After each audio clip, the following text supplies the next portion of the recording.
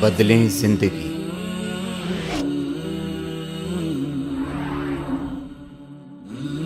زیتون T V.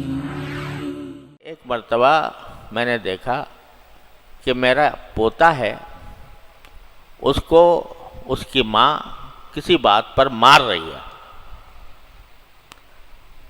ہے تو مارتے مارتے اب بجائے اس کے کہ وہ مار رہی ہے تو اس سے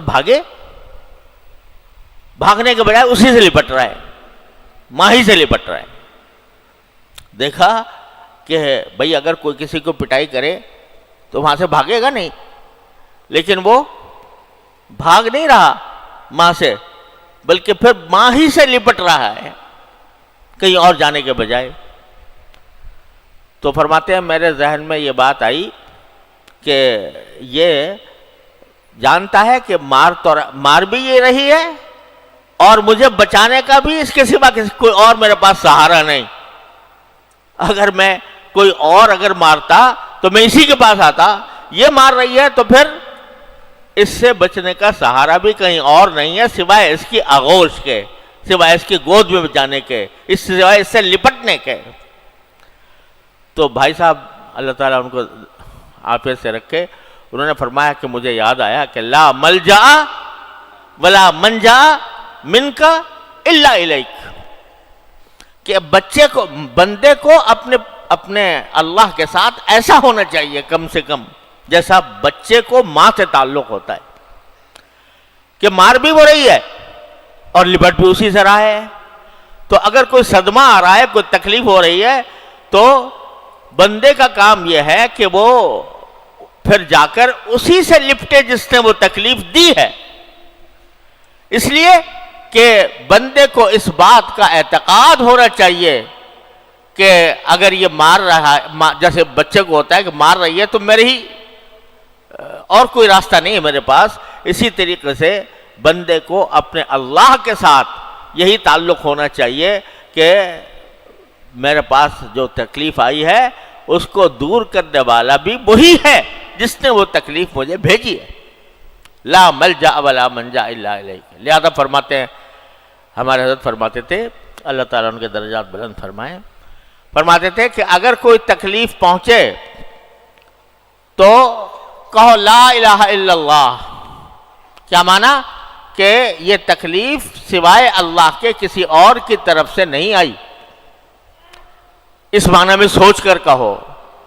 پھر کہو لا الہ الا اللہ، کہو کہ یہ تکلیف اگر جائے گی تو بھی اسی اللہ کی طرف سے جائے گی، وہی دور کرے گا، کوئی اور دور کرنے والا نہیں ہے۔ لا الہ الا اللہ۔ تو فرماتے ہیں اس کے دو معنی ہیں لا الہ الا اللہ، اور دو معنی کے اندر اس کو استعمال کرنا چاہیے ایسے موقع پر جب کوئی پریشانی لاحق ہو، کوئی تکلیف پہنچے، کوئی رنج پہنچے، یہ کہو لا الہ الا اللہ، لا الہ الا اللہ۔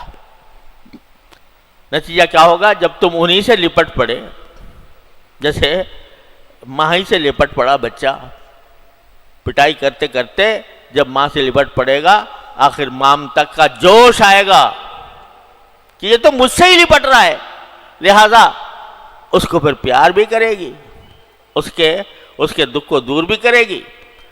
تو اللہ جل جلالہ ماں سے کہیں زیادہ بندے کے اوپر شفیق اور مہربان ہے۔ تو جب بندہ انہی کی طرف رجوع کرے گا تو ممکن نہیں ہے کہ وہ رحمت کا معاملہ نہ فرمائے۔ تو یہ جو حضرت یونس علیہ السلام نے مچھلی کے پیٹ میں کہا کہ لا الہ الا انت، تو اس میں بھی دونوں معنی پنہاں ہیں۔ یعنی اور کوئی ہوتا نا تو کیا کرتا؟ یا اللہ مصیبت میں پھنس گیا ہوں، اب مجھے اس سے نکال دے، ہے نا؟ یہی کہتا نا، دعا کرتا کہ یا اللہ اس مصیبت میں پھنس گیا ہوں، نکال دے۔ لیکن وہ پیغمبر کیا کہہ رہا ہے؟ دعا مانگنے کے بجائے کیا کہہ رہا ہے؟ لا الہ الا انت، آپ کے سوا کوئی معبود نہیں، آپ کے سوا کوئی کرنے والا نہیں، اور پھر آپ کے سوا کوئی اس صورتحال سے نکالنے والا بھی نہیں۔ لا الہ انت۔ پھر کیا کہا؟ سبحانک، سبحان اللہ، سبحانک، آپ کے ذات۔ لفظی معنی تو اس کے یہ ہوتے ہیں، اردو بیچاری تنگ زبان، وہ کہاں ترجمہ کرے عربی کے اور روحانی اور مقدس الفاظ کا کیا ترجمہ کرے، لیکن ہم کیا کہہ دیتے ہیں؟ سبحانک، اے اللہ تو پاک ہے، میں آپ کی تسبیح کرتا ہوں، یعنی آپ کے بارے میں یہ اقرار کرتا ہوں کہ آپ کے ذات بے عیب ہے، آپ کے ذات میں کوئی عیب نہیں، سبحانک۔ تو اس کا کیا مطلب ہوا؟ یعنی یہ جو آپ نے مجھے مچھلی کے پیٹ میں بھیجا اور اس گھٹن میں مبتلا فرمایا اور اس یہ تکلیف پہنچائی، یہ آپ کے کسی عیب کی وجہ سے نہیں کہ آپ کو مجھ سے دشمنی ہو، یا آپ جو ہے میرا برا چاہتے ہو، میری بدخواہی کرتے ہوں، یہ آپ کے کسی عیب، آپ کی ذات تو بے عیب ہے، لہذا جو کچھ آپ نے کیا وہ عین مبنی بر انصاف تھا، وہ در حقیقت اس کے اندر کوئی عیب نہیں تھا، اس میں کوئی جھول نہیں تھا، اس میں کوئی کمی نہیں تھی، جو کچھ کیا وہ آپ نے برحق کیا، میں اس بات کا اعتراف کرتا ہوں۔ اور پھر اس آگے کہہ دیا آپ تو کیا کرتے، آپ تو کوئی بدخواہی کیا کرتے، ہو ہی نہیں سکتا تھا کہ آپ بدخواہی کریں، میری دشمنی کریں، انی کنت من الظالمین، حقیقت میں تو میں ہی ظلم کرنے والوں میں سے تھا، حقیقت میں تو مجھ سے ہی غلطی ہوئی ہے، مجھ سے ہی زیادتی ہوئی ہے، اور اس زیادتی کا نتیجہ میں یہ بھگت رہا ہوں۔ تو میں آپ کے اس فعل پر راضی بھی ہوں کہ آپ نے درست کیا، جو کچھ کیا برحق کیا، کرنے والے آپ ہی ہیں، اور کوئی آپ کی طرف اس میں شکوہ اور گلہ نہیں ہو سکتا، کیونکہ آپ کی ذات بے عیب ہے۔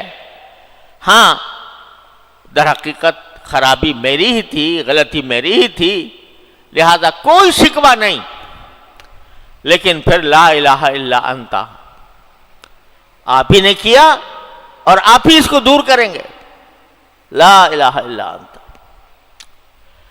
تو یہ جملہ معمولی بات نہیں ہے، اس کو بعض حضرات نے اس میں اعظم قرار دیا ہے کہ لا الہ الا انت سبحانک انی کنت من الظالمین۔